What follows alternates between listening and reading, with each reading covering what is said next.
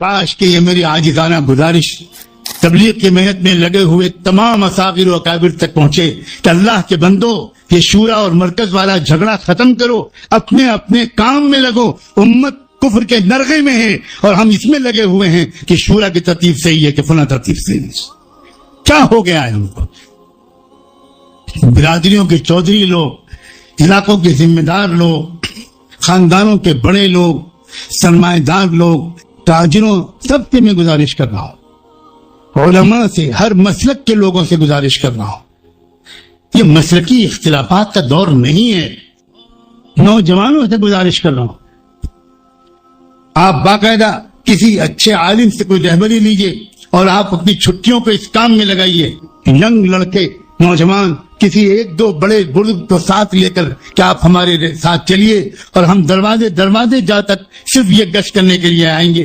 دروازے پہ کونی کھٹکھٹائیں گے اور کہیں گے کہ ہم آپ سے صرف اتنا کہنے آئے ہیں کہ اپنی پرائیویٹ اور گھریلو زندگی میں بھی اللہ کے پیارے رسول کی باتوں پر عمل کیجیے گا. بس اتنا کہنے کے لیے آئے ہیں. جزاکم اللہ، آپ نے شکریہ کہ آپ نے اتنا کہنے کا موقع دے دیا اور آگے بڑھ جائیں.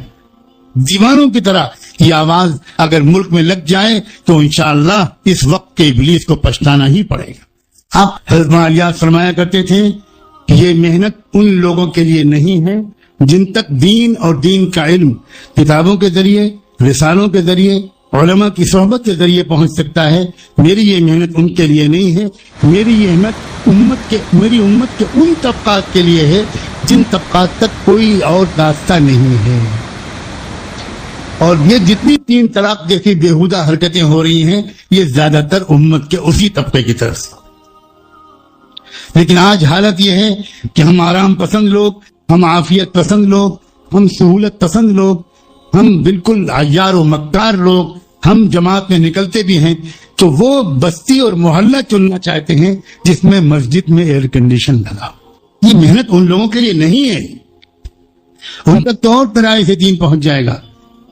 ہزاروں سلام ہوں حضرت مولانا الیاس اور ان جیسے تمام علماء ربانیین پر کہ جنہوں نے یہ محنت شروع کی تھی. ان کے لیے تو دیہاتوں میں جھگی جھوپڑیوں میں رہتے ہیں، مزدوری کرتے ہیں، رکشہ چلاتے ہیں.